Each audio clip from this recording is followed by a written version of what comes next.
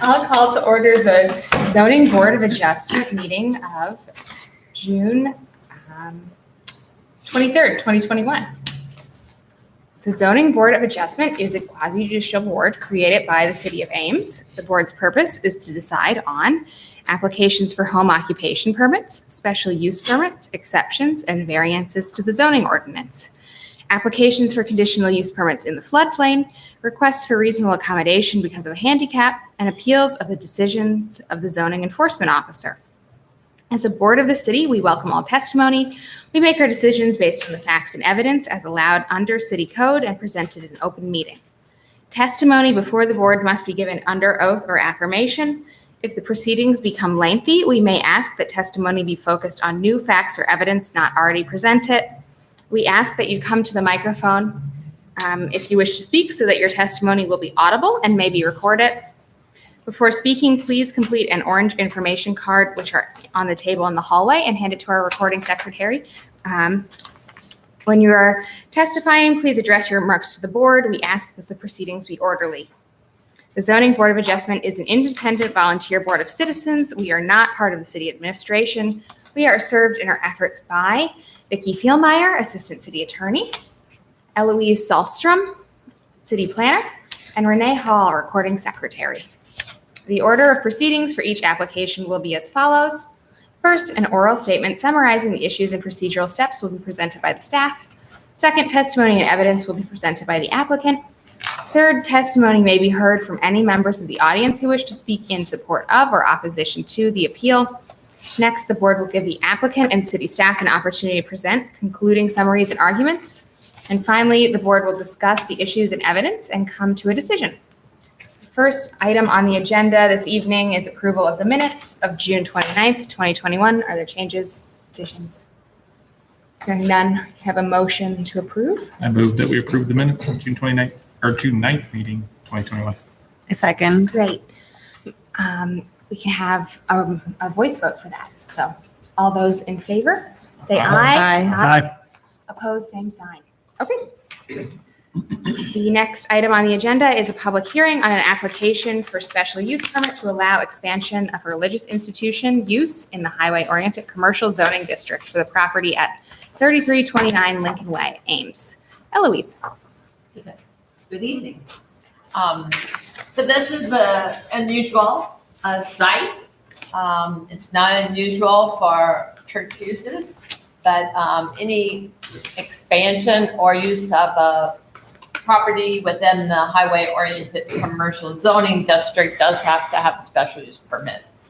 So what's interesting about this site, it was purchased in 2019 by the Lutheran Church of Hope, but prior to that, it had received a special use permit back in 2007 for a portion of the building to be used as a religious institution. At the time, it was Stonebrook Community Church.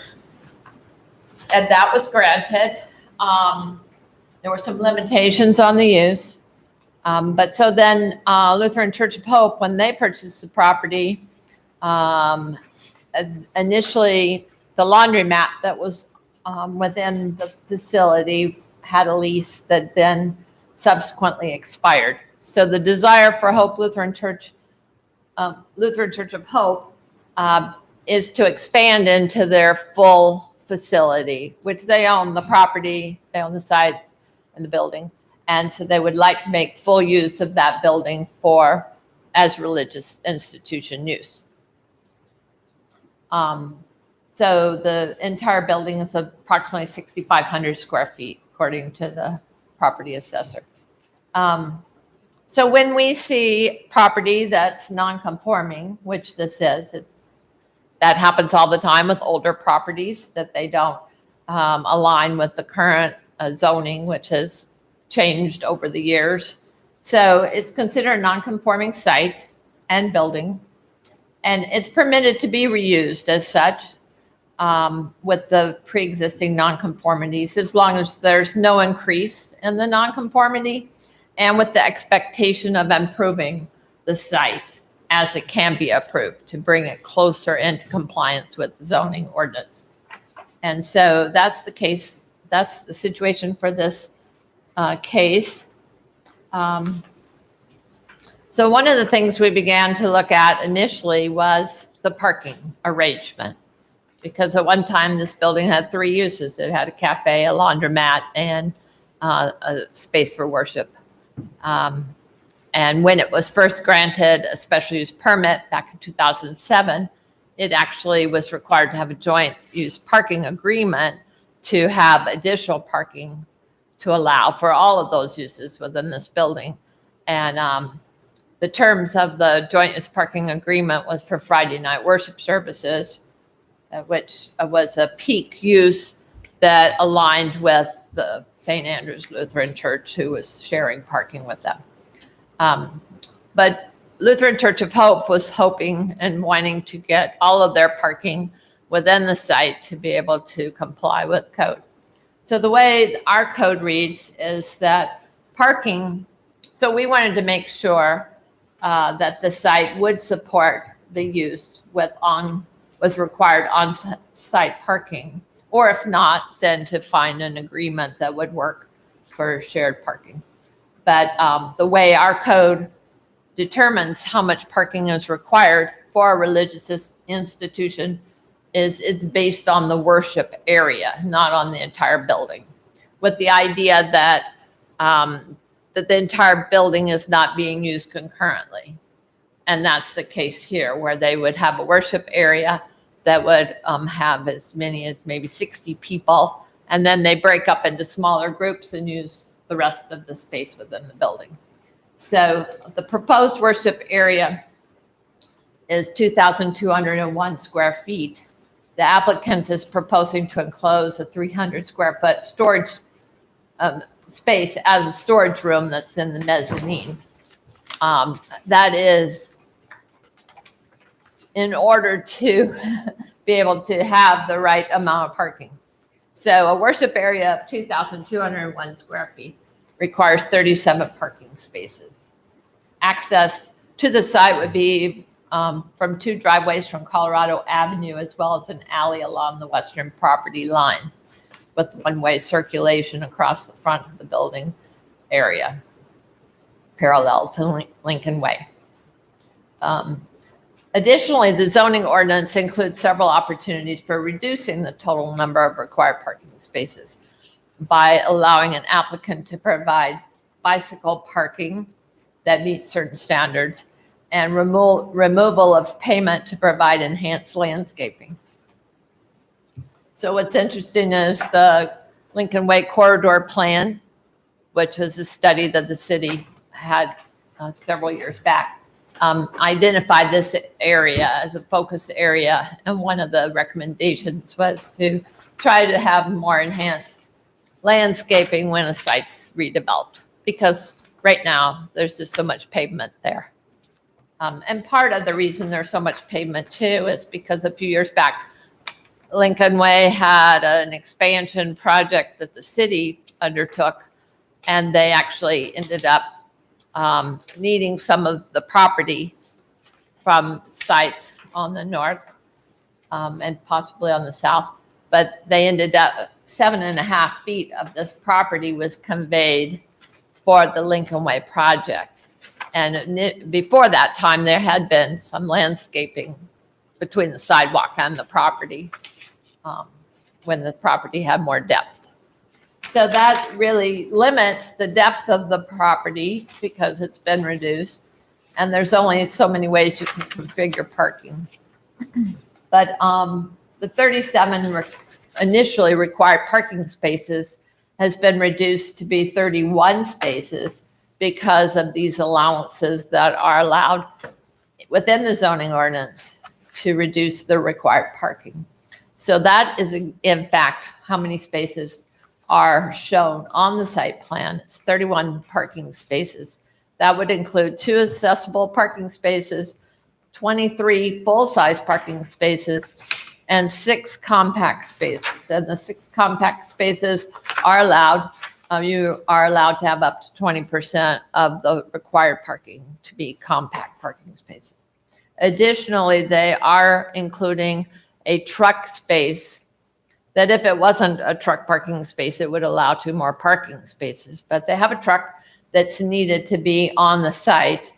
It's used to transport media equipment between the site and City Hall. City Hall is where they have their larger worship services currently. And so they move equipment and so forth around quite a bit. The truck parking does not count toward the required parking spaces.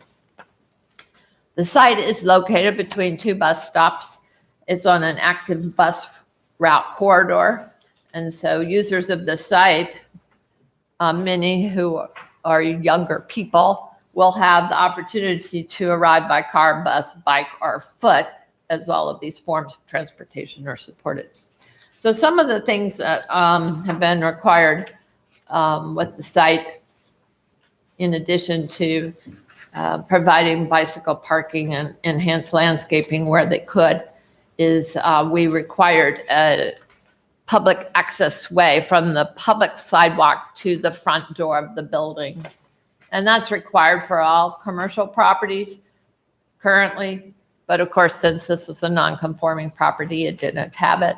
But they will be providing that. Additionally, there was a sidewalk gap along Colorado Avenue in front of this property. So this will complete the gap to create better accessibility to Lincoln Way. So that's a real plus for the community as well, and for the property, because we do think that there will be people that are coming to the site and walking around in the area that will also be users of the site. I'm not going to go through all of the findings unless there's questions about those findings. We went through in-depth an analysis at the site, at the staff level, to make sure everything was in compliance with the required findings. And so we believe that this property and the application does meet the requirements of the city. We do support your review and approval of this project. We did include some conditions. So we believe that the reuse of the site while removing commercial uses from this Lincoln Way does provide site improvements to meet the minimum needs of the proposed use and improvements, and enhances the community.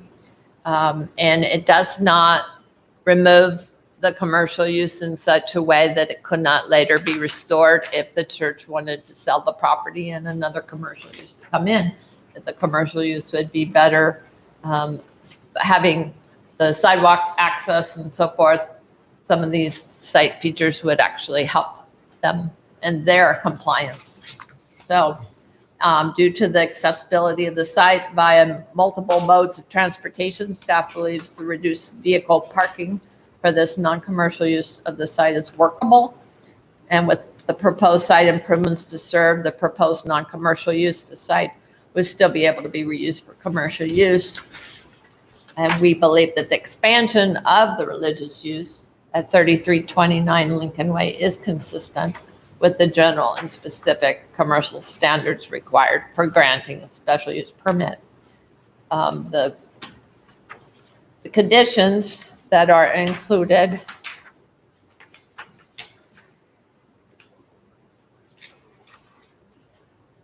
are, so staff would ask that you approve alternative 1, which is that the zoning board of adjustment can approve this request for a special use permit to allow expansion of the existing religious institution at 3329 Lincoln Way into the entire facility and replace case number 0716 by determining that the findings of fact and conclusions in the addendum meet the criteria of section 29, 15034, and with the following conditions for updates to the proposed site development plan reflecting city standards. So that the sidewalk along Colorado Avenue frontage through the drives will need detectable warning panels on both sides of the driveway. The sidewalk connection to the ramp at the northwest corner of Lincoln Way in Colorado needs to be verified that it meets the city of Ames ramp standards. Otherwise, it may be necessary to remove part of the existing ramp to make it a compliant connection. The proposed sidewalk from Colorado Avenue is illustrated as crossing onto the applicant's property in order to align with the grade of Lincoln Way sidewalk. When making this connection, portions of the sidewalk that cross private property will need a pedestrian easement, and areas where pavement is proposed to be removed for new landscape areas will also require removal of compacted material. New soil meeting organic content requirements of the city will need to be used as backfill in these areas. So we highlighted these 4 conditions because those were things that were not specifically shown on the revised site plan that we received on Friday. And so in being able to convey it to you and get this on your agenda, we felt the most expedient way to do that was just to include these conditions. And with that, I'm happy to answer any questions. Thanks. Other questions? Good. Okay, Not yet. not yet. Thanks. I'm sure I'll have at least one. Now it's time for the applicant to speak to their request.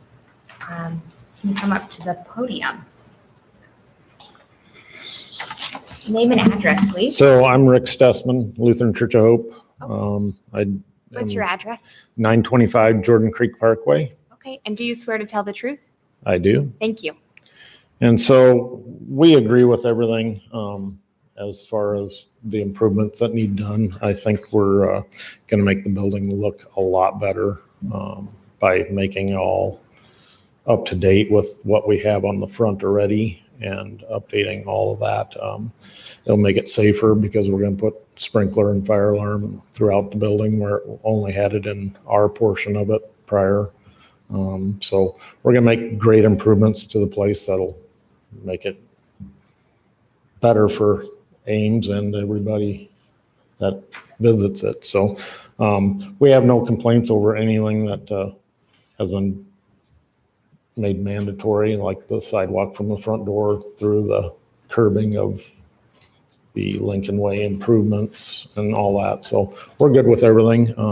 It will give us some breakout rooms, which are well needed. We have basically one big room right now that is our worship area. And then when you go to breakout rooms, it's corners of that room. So this will give us breakout rooms that people won't be overhearing other groups and some office space. So yeah, I think it's well needed and we'll make it work. Thank you. Are there questions for the applicant? No. Okay. We'll let you know if we have any. Okay. Thanks. Okay, now it's time for any members of the public who wish to speak to this request. Okay, nope. And we'll close the public hearing and it's time for any other questions. I got a question for staff. On page 2, it's noted that in 2016, this is the printed report, that 7.5 feet were acquired for construction of sidewalk. And in the second bullet under alternative 1, you're requiring them to make sure it meets all standards, and it may be necessary to remove part. Are you placing the responsibility of making sure that's correct? It meets the ADA standards on the applicant, or will the city come in and take care of that? Because the city should have made sure they were within the code when they built it. That's the sidewalk that this is discussing is not the sidewalk that's built. That when it talks about removal of the ramp, it might be good to look at the, this.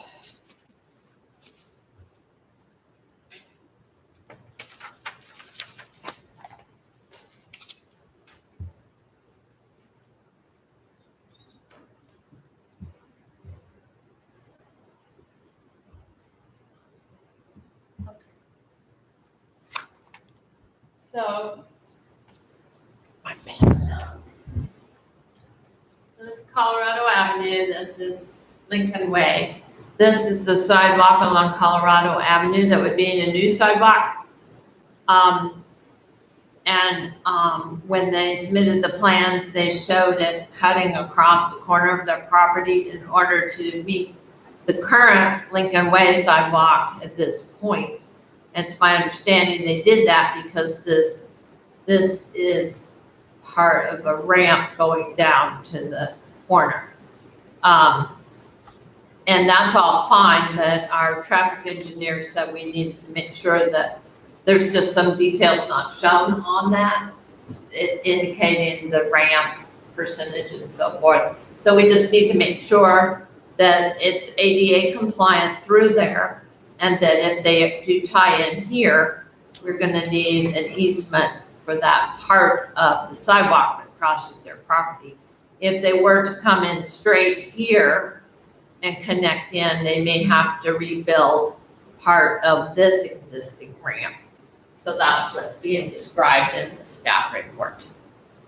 Okay, so because they drew it at an angle, that's why that bullet point was there, was to make sure that it complies. Correct, to make sure once everything is said and done, it's compliant for access this way as well as that way. Okay.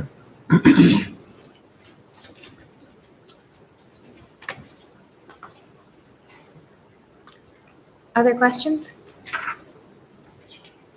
Not, we can have a motion.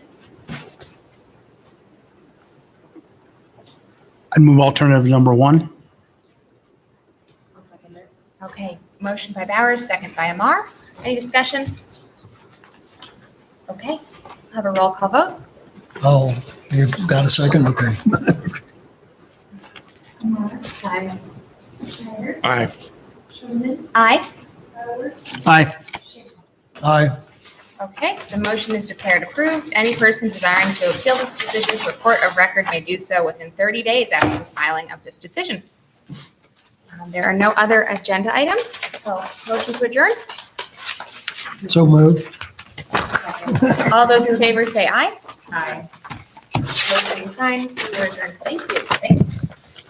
Thank you.